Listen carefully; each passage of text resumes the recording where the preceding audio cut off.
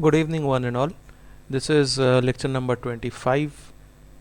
This lecture is being conducted on 4th of June 2023. We are in the second part of module 4. Today we are going to start actually the second part of module 4, which is hybrid electric vehicle. Today we are going to see the basic concept behind hybrid electric drivetrains. In the module 4 part 1 we have completed electric vehicles. There we have seen different configurations and evolution of electric vehicles. Performance of EV we have seen. In that we have seen the traction motor characteristic, tractive effort, vehicle performance, different parameters, transmission requirement, etc. Finally we finished that the first part of module 4 with tractive effort in normal driving and energy consumption. Today officially we are going to start the second part of module 4, which is hybrid electric vehicles. In this we are going to see the concept of hybrid electric drivetrains, basic difference in different types of architecture and different modes of hybrid electric vehicle drivetrain. We will see the difference between powertrain and drivetrain. Finally we will see series hybrid electric drivetrain, parallel hybrid electric drivetrain, etc. So this second part of module 4, it will take 3 to 4 lectures to finish. So let us start with the basics of hybrid electric vehicles and drivetrain and powertrain. What is a hybrid electric vehicles? Generally we have seen that conventional IC engine based vehicles, they provide very good and long operating range by utilizing a high energy density advantages of petroleum fuel. So we have seen that there are mainly two kinds of energy sources or power sources. One is called as a high specific energy source. So fuel cell, gasoline engine, IC engine, or you can say petrol and diesel engine, they are actually very high specific energy sources. So they have a long operating range. That is the first very positive point. And second thing, they are providing very good performance, good acceleration characteristics and all. However, they are having some downsides. The downside is conventional IC engine based vehicle have disadvantage of poor fuel economy and environmental pollution. Poor fuel economy means once you fill up the tank, though it goes for longer distance, but not every time we get highest efficiency from the vehicle. That means more amount of or more volume of fuel is used for that long range. Fuel efficiency is given by output distance covered divided by input fuel in liter. So if that value is less, in that case we say that fuel economy of the vehicle is poor. So IC engine based vehicle is having that disadvantage of poor fuel economy and environmental pollution, which is the main reason that everybody is switching now towards the electric vehicle. That is various very different types of pollutant, NOx, SOx, carbon monoxide, carbon dioxide, lead based poisoning, all those different kinds of things we have seen which are created by this IC engine based vehicle. So these are the two main disadvantages of IC engine based vehicle, that is poor fuel economy and environmental pollution. So these are the main reasons for which actually IC engine based vehicles are not sought after anymore. So what are the main reasons apart from this, that is what are the main downsides apart from this, that is IC engine based vehicle are having. So performance wise, the first problem that IC engine based vehicle is having is the mismatch of engine fuel efficiency characteristic with real operation requirements. That means whenever we are trying to input some kind of fuel in the vehicle, we would expect that the vehicle will have a very long run for the tank full with the fuel. But in real life we find that efficiency of the IC engine based vehicle, it keeps on degrading very fast over years. So after some 5-6 years we find that the vehicle fuel efficiency has become very poor. So there is a problem with IC engine based vehicle. Second problem is the dissipation of vehicle kinetic energy during braking, especially in the city driving condition, which is called as a on-off driving kind of condition or stop and go kind of condition. So in that we are putting mechanical brake, and mechanical brake is actually eating up some of the efficiency that IC engine based vehicle is having, because we use petroleum or gasoline, all those energies to increase the speed of the vehicle or increase the acceleration. Then suddenly if we put brake, means actually we are wasting some of the energy for braking. So mechanical brake is always problematic. Mechanical brake means we are actually losing some vehicle power or vehicle energy, for which actually we are paying, because we are paying for petrol, means for vehicle acceleration we are paying, but in vehicle braking actually we are stopping the vehicle by applying friction. So we are wasting a lot of energy during braking. Third problem in IC engine based vehicle is low efficiency of hydraulic transmission in present cars in stop and go driving pattern. Stop and go driving pattern generally we found in cities. We cannot take the speed to a very high level. Continuously there will be start of the vehicle, stop of the vehicle, and every time you are applying mechanical brake you are actually wasting some energy through friction. So battery powered electric vehicle. So now whatever discussion has happened so far in the first two paragraphs, we have seen what are the downsides of gasoline engine based vehicle or IC engine based vehicle. Now we are going to discuss about electrical vehicles. Electric vehicles are actually, on the other hand, possess some advantages over conventional IC engine based vehicle, such as high energy efficiency and zero environmental pollution. So EVs are having very high energy efficiency. That means whatever energy is coming from the battery, almost all the energy is getting converted into mechanical action, because it is a motor kind of a thing which is converting the input battery energy into output mechanical power. So energy conversion ratio and energy efficiency is very high. Moreover, these electric vehicles are zero environmental pollution causing elements, because they are simply converting a battery energy into mechanical energy, so there is no pollution as such. But these vehicles are also having a very big problem, that is range of these vehicles are very poor, because range of the battery is very poor. That means in one charge the battery will not be able to take the vehicle too far ahead. Okay, so this is actually this EVs are actually less competitive than IC engine based vehicle because of the same thing, as well as they are actually having much lower density of the batteries than that of gasoline. That means 1 unit of gasoline or 1 unit of petrol will take the vehicles quite ahead. That means the range is quite high. But whenever we are using batteries, in that case the unit energy of battery fuel, okay, that is nothing but electrochemical reactants, they cannot generate that much power which will take the vehicle that much forward, as we find in case of IC engine based vehicle.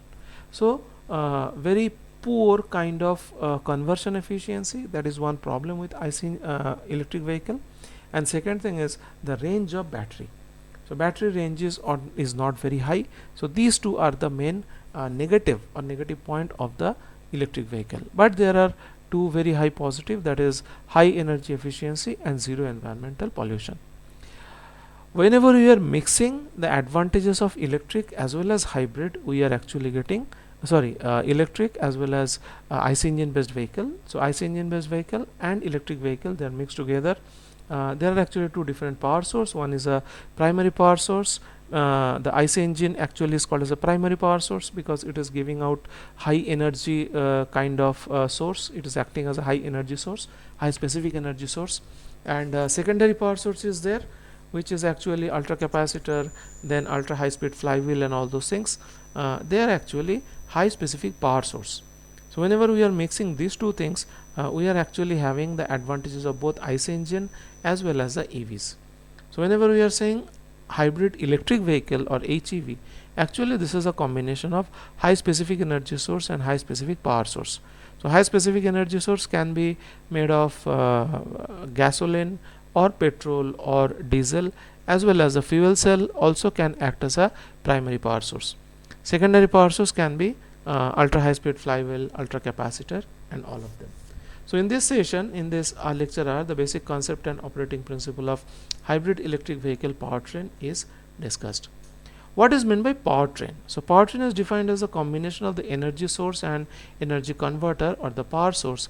So in one electric hybrid vehicle or HEV, which we call as a hybrid electric vehicle HEV, in one HEV actually there are two powertrains. So one powertrain is designed with the help of primary power source, and another powertrain is actually designed by the secondary power source. So gasoline or diesel heat engine system, hydrogen fuel cell electric motor system, chemical battery and electric motor system, all these things can be primary and secondary power source. That means in one case gasoline engine or IC engine is the primary power source, and you can say heat engine is the secondary power source. Hydrogen fuel cell is the primary power source, and motor actually is the continuation of that. Chemical battery and electric motor, they all can be one powertrain. Second case, ultra capacitor or maybe ultra high speed flywheel and another motor, it can be the secondary powertrain. What is the difference between powertrain and drivetrain? A vehicle that has two or more powertrains is called as a hybrid vehicle, and broadly speaking a vehicle may have more than one powertrain. So if I am saying that it's a gasoline and you can say ultra high speed flywheel, okay, so in that case the gasoline is going to be the primary powertrain, the ultra high speed flywheel can be the secondary powertrain, and together, that is gasoline and ultra high speed flywheel, together they are producing the drivetrain. So hybrid electric drivetrain are actually containing two different powertrains. This is a concept you have to remember. So vehicle that has two or more powertrains is called as a hybrid vehicle. Broadly speaking, vehicle may have more than one powertrain. Basically any vehicle powertrain is required to do four things. What are the powertrains? So single source and then converter and then driving element, this is called one powertrain. In hybrid vehicle there are two powertrains at least. Basically any vehicle powertrain is required to, number one, develop sufficiently power to meet the demands of the vehicle performance. That means whenever the vehicle is on the road or vehicle is on the hill, whatever is the power demand required by the vehicle, that should be fulfilled by the powertrains together or the total drivetrain. The vehicle powertrain should carry sufficient energy on board to support the vehicle while driving a sufficient range. That means it is not only driving in the difficult condition like hill or mud or sand, but the powertrain should be having enough power, onboard power, that it will be taking the car for a longer distance, that is sufficient range. The powertrain should demonstrate high efficiency, that means it should considerably generate very high output power with the input that it is taking, and the powertrain should emit fewer pollutants to the environment. So fourth point is very important point. That's why we have gone from IC engine based vehicle to hybrid electric vehicle. And hybrid electric vehicle also they were using fossil fuels. Fossil fuel means gasoline, petrol, diesel and all. They were also polluting to a lesser extent compared to the IC engine based vehicle, but then also they were polluting. Hence many of the countries, mainly in European countries, they have switched from hybrid electric vehicle totally into electric vehicle. Okay, so these are the 4 points, that is the power demand should be met, range demand should be made, high efficiency should be there, and pollution to the environment should be very less. So these are mainly 4 very basic qualities of a good vehicle powertrain. The drivetrain of a vehicle is defined as the aggregation of all the powertrains. So hybrid vehicle with an electrical powertrain is called as EHV. So there are two powertrains. One is called as you can say primary energy source, another is called as a secondary energy source. So hybrid means that it is a combination of gasoline based powertrain as well as it can be a battery based powertrain. Together they are mixing a they are creating a drivetrain. So hybrid vehicle with an electric powertrain is called as HEV.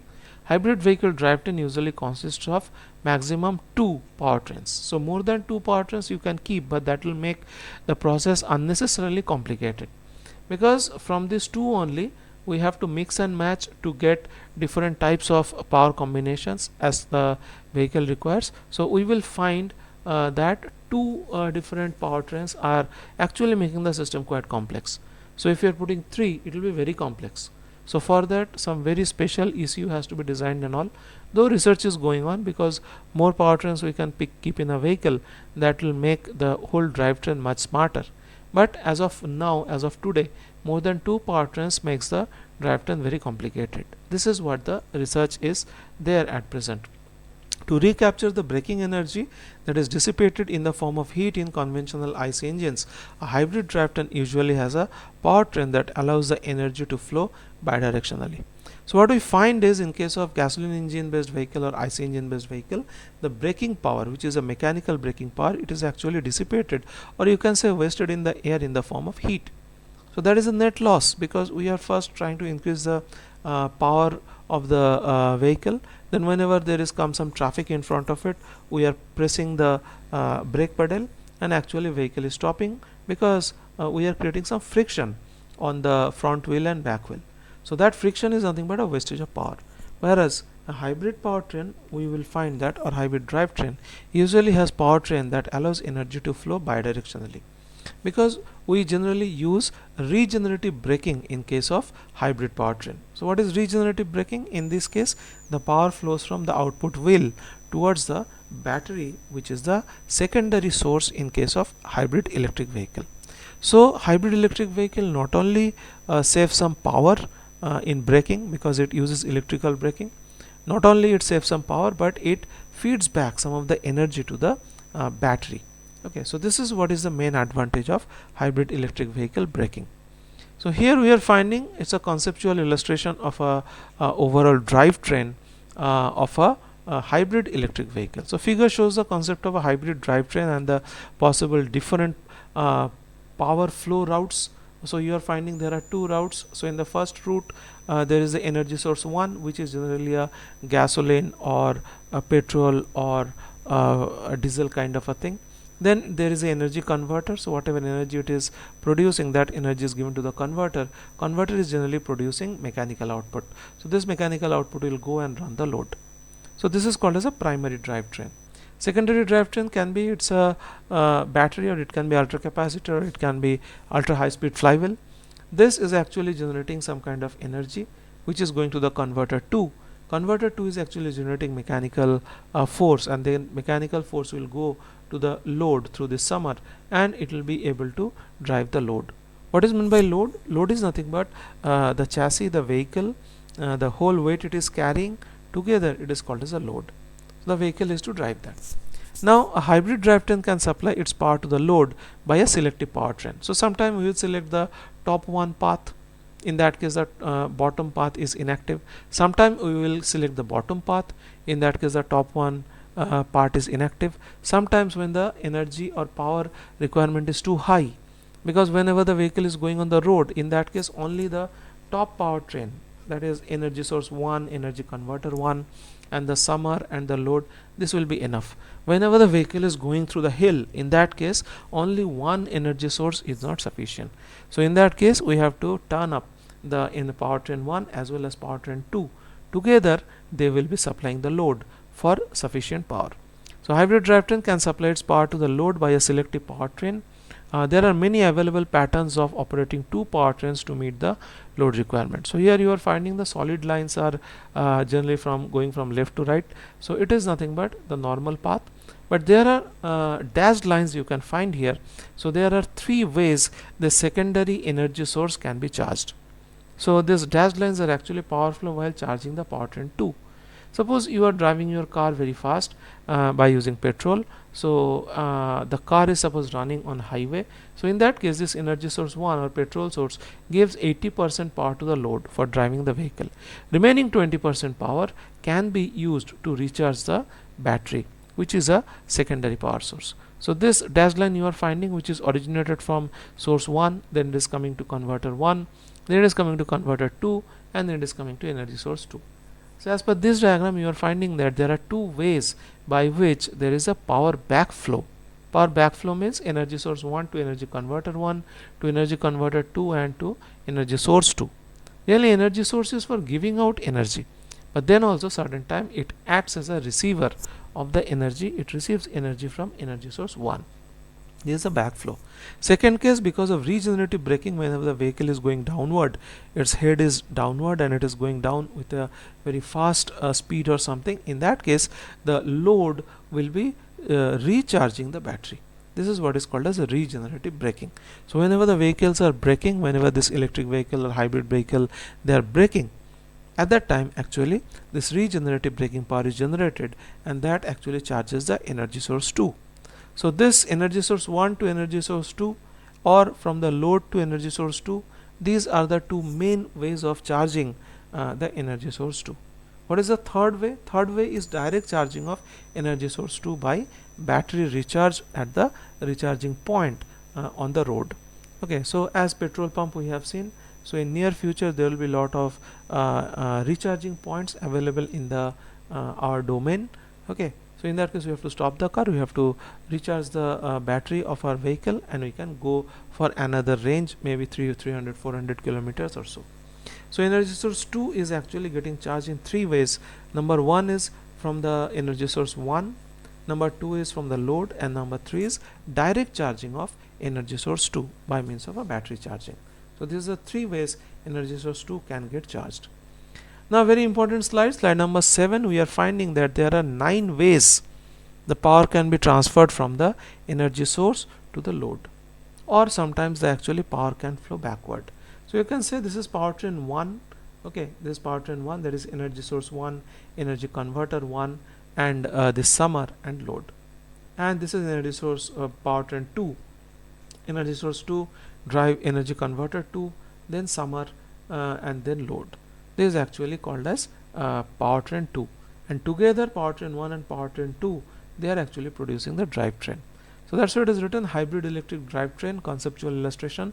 What are the 9 ways the power can be transferred in different direction within this powertrain or within this drivetrain? So this can be a 9 mark, this can be a 10 mark question, and write properly.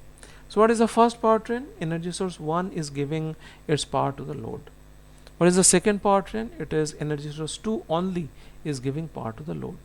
So in the first case, whenever energy source 1 is giving power to the load, in that case this link is actually broken. This link is inactive because this link is taking the energy converter energy to the summer and to the load. So in the first case, when powertrain 1 alone is delivered power to the load, the bottom one link, solid link, is not there. Second case, powertrain 2 alone delivers its power to the load. That means in that case, this energy converter 1, whatever is the link after that, that link will not be acting, because in that case powertrain 2 will be delivering its power to the load. Third case, it's a very high energy demand at the load. That means vehicle very steeply is going up in the slope. In that case, both powertrain 1 and powertrain 2 deliver their power to the load simultaneously. So what is energy source 2? Energy source 2 mainly is like it will work for 4, 5, 10 minutes. It will give very high power and it will totally get discharged. So this is what is the characteristic of energy source 2.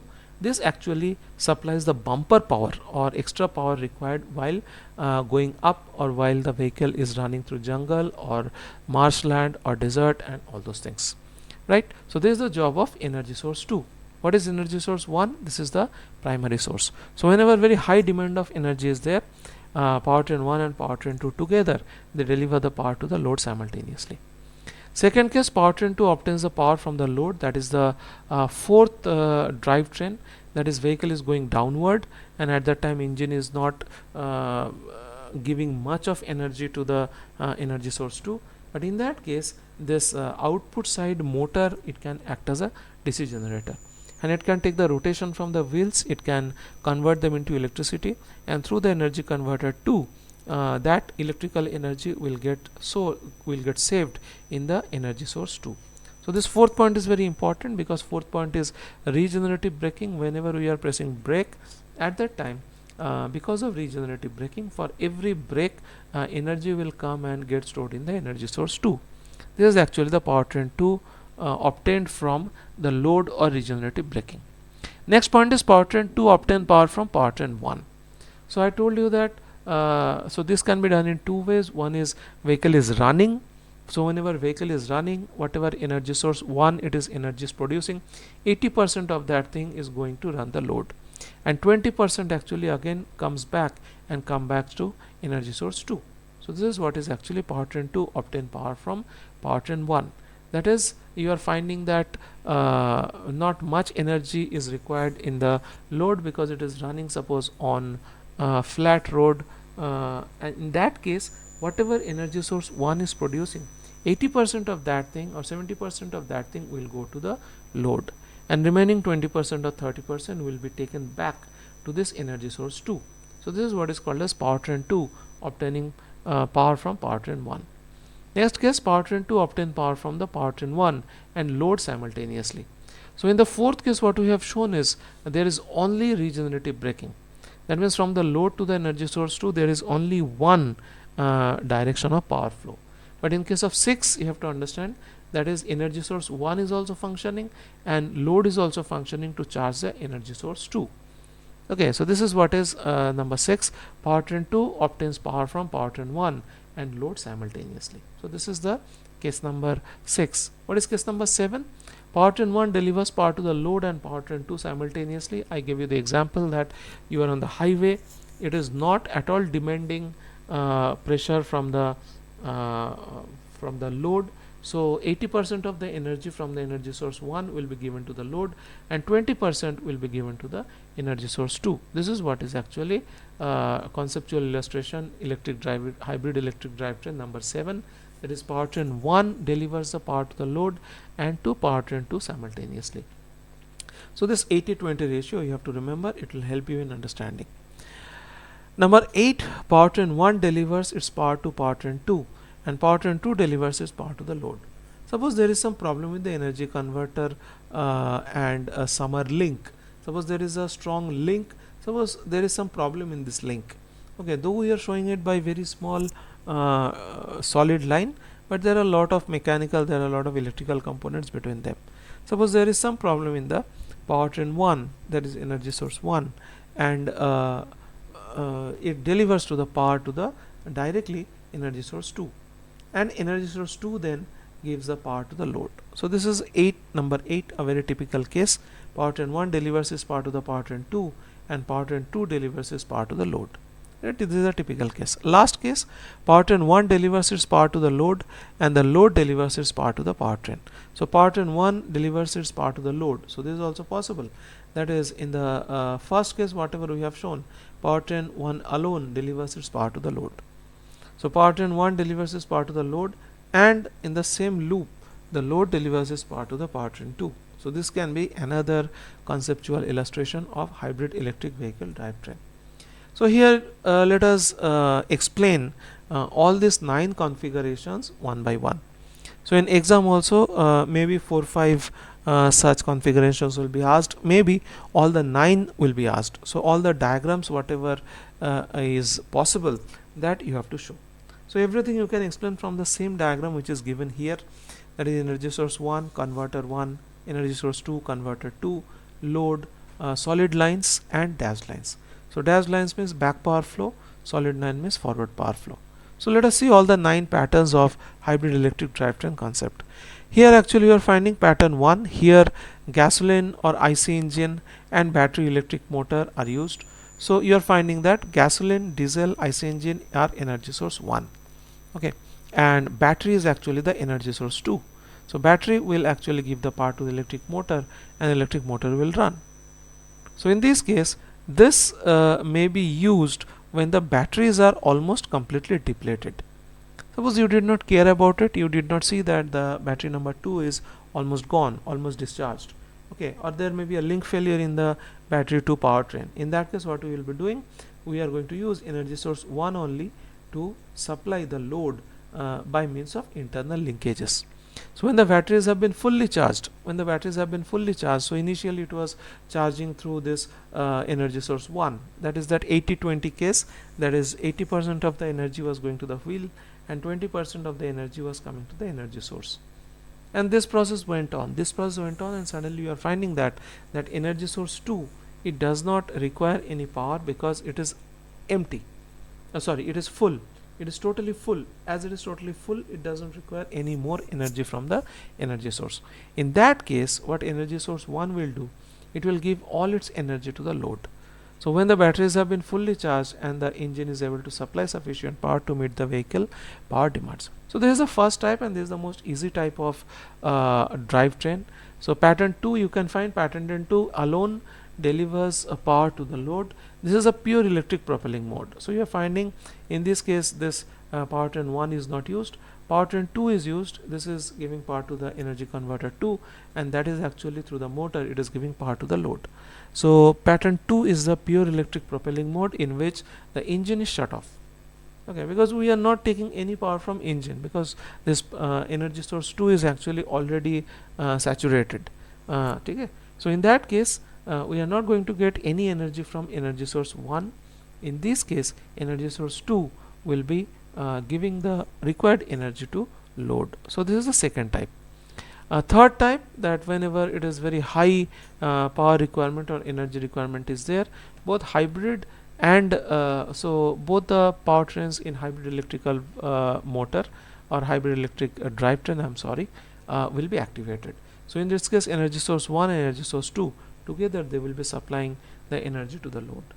Fourth case, regenerative braking. In this case the vehicle is going downward, and then engine is kind of not giving too much power to the load, because energy source 1 is hardly functioning.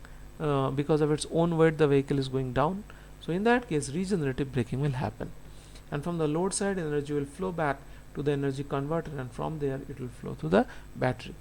So for our energy source 2, battery is the main type of high specific power source. So in this case regenerative braking occurs, and recovered energy is then stored in the batteries and reused later. Okay, so this recovering of energy is a very high specific feature in case of electric vehicle. Pattern 5, here the engine charges the batteries while the vehicle is at standstill, coasting or descending on a slide grade. This I had told you previously, that because of our mistake we have not seen that the battery is almost discharged. When the battery is almost discharged and you stop the car, and next time when you start you try to start the engine, in that case the vehicle will not start, because for starting part engine plays a very major role, as well as the batteries play a very major role at the starting part. Initially there is a very huge impulse kind of demand which is posted to the battery, and after the vehicle starts, then there is a very small amount of demand on the battery. So this 5 number pattern, here the engine charges the batteries while the vehicle is at standstill. Okay, so in this case the whole energy from the energy source 1 is coming back to energy source 2. So energy source 2 gets charged very fast. Okay, so whether it is standstill the vehicle, or coasting means it is slowly going to the target, or descending on the light grade, that means the vehicle is going downward. In that case no power goes into or comes to the load. So in this case the whole energy source 1 actually is supplying to the energy source 2. And number 6, it is the mode in which both regenerative braking and IC engine charges the batteries simultaneously. So you are finding that this is the case here. The stage 1, that is energy source 1, that is the IC engine based vehicle, as well as the regenerative braking, together they are actually giving supply for charging of energy source 2. Pattern number 7, this mode is in which the engine propels the vehicle and charges the battery simultaneously. That is, engine is giving 80% energy to the load, 20% energy to the energy source 2, and the vehicle is running. Pattern number 8, this is the mode in which the engine charges the batteries and the batteries supply power to the load. That means energy source 1 completely first charge energy source 2, and then energy source 2 by this solid line gives the total power required by the load. So in this case actually the link between energy converter and the summer is not there. Suppose somehow this link has gone bad, that is energy converter and the summer. Okay, in that case the energy source 1 to energy converter 1 to energy converter 2, and then the energy source 2 will get charged, and when it is completely charged it will start discharging through the solid lines to the load. So this is pattern number 8. Pattern number 9 is the mode in which the power flows into the batteries from the heat engine through the vehicle mass. The typical configuration of this mode is that the two powertrains are separately mounted on the front and rear axle of the vehicle. So in this case both the things, that is, power flows into the batteries from the heat engine through the vehicle mass, and in this case the two powertrains are separately mounted on the front and rear axle of the vehicle.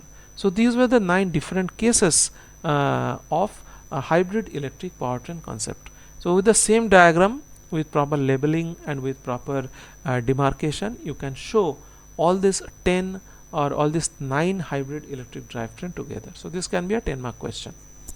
What is meant by hybrid electric drivetrain concept? So hybrid electric drivetrain concept, it says that abundant operation modes in hybrid vehicle, that means there are 9 operating modes. It creates much more flexibility over a single powertrain vehicle. So single powertrain vehicle means only there is gasoline, it is running the it is running an engine is running the axle and through the clutch gear and all those things. It was running the differential was running the vehicle. So that was the very pure IC engine based vehicle. It was having less flexibility, but with proper configuration and control, applying a specific mode for a special operating condition can potentially optimize the overall performance of HEV. Okay, so HEV, as soon as we are saying HEV, at that time there are two sources, and the mix and match of these two sources is to be done very properly. That's why the drivers of hybrid electric drivetrain has to be very careful about which mode they are using and what is their main aim. Okay, so driving hybrid vehicle is not easy. Lot of things we have to keep in our mind, though it gets set automatically, but it is not as simple as a single drive powertrain, right? However, in the practical deciding which mode should be implemented depends on many factors, such as physical condition of the drivetrain, powertrain efficiency characteristic, load characteristic, driver's efficiency, and all those things. So what I say is, for hybrid electric drivetrain, the driver also should be very smart, and he should know to exploit all the positive points of the hybrid electric vehicle to the extent. Otherwise, it's a wastage of money. Okay, so operating each powertrain in its optimal efficiency region is essential for the overall efficiency of the vehicle. So there are 9 different modes. Whenever we are entering any mode, we have to see that we are running the whole vehicle in a optimal condition. Optimal condition means efficiency is highest, range is highest. Okay, so this is mainly called as a optimal condition. And IC engine generally has the highest efficiency operating region with a wider throttle opening. Operating away from the region, that means whatever region is mentioned, you have seen IC engine based vehicle, we have seen that graph. So we are finding around from 40 to 70 kilometer per hour, we were having the highest operating fuel efficiency. So at higher speed, we are getting higher speed, maybe we are cruising very fast, but that was not highest operating efficiency. So on the other hand, the efficiency drop in the electric motor is not as harmful when compared to the IC engine that operates away from its optimal region. That means whenever you are using electric motor, in that case operating away from the central position for highest efficiency is not as harmful. But whenever you are using IC engine, at that time better we stick to this 40 to 70 kilometer per hour range to get the highest efficiency. So the gist of this fourth point is, in case of electric motor, we can drive away from the central region, then also it will not be very harmful. Yes, we are getting less energy, but it is not very harmful on electric vehicle. But in case of IC engine based vehicle, if we operate away from the central operating region or optimal operating region, in that case too much power will be dissipated or too much power will be wasted in IC engine based vehicle. So these are the gist of hybrid electric drivetrain concepts. Now we are going to see finally the decomposition of load power into steady and dynamic components. So you can see here this top diagram, this very increasing, decreasing, very fast increasing, fast decreasing kind of power actually is expected for the vehicle to run on different terrain. So the load power of a vehicle varies randomly in real operation due to the frequent acceleration, deceleration, climbing up, going down, and all those things. So whatever is the total power requirement, it can be divided into two parts. One is called as the average power given in the straight line, another is called as a bumper power or oscillatory power. So this bumper power is dynamic power and average power is actually a constant power. Generally, average power is sourced by high specific energy source like IC engine based vehicle, like fuel cell, and below whatever you are finding, that is a dynamic power, which is required only in critical conditions. Average power is required throughout the operation of the vehicle, but dynamic power is required only during the critical application of hill climbing or passing through mud or passing through clay and all those things. So if we are adding these two, that is high specific energy source average power and high specific power source dynamic power, if we add these two, you can find out this variable line and this average line together, it is producing the load power. That means whatever hybrid powertrains are there, the primary source 1 is going to give you the average power, and secondary source 2, that is power unit 2, that is going to give you the dynamic power. And dynamic power is seldom used. Average power is used almost every time. So the load power is composed of two components. One is steady or average power, which is given by the steady diagram, which is a constant value, and dynamic power, which is a zero average. In designing the control strategy for a hybrid vehicle, one powertrain that favors the steady state operation, such as IC engine or fuel cell, may be used to supply the average power.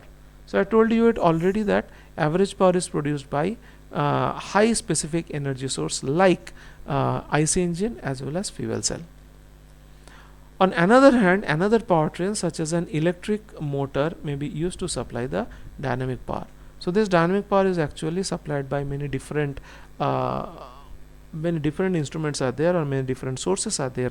They can supply the dynamic power, but neither average power alone or dynamic power alone can produce the load power. In load power, there is requirement of average power as well as dynamic power.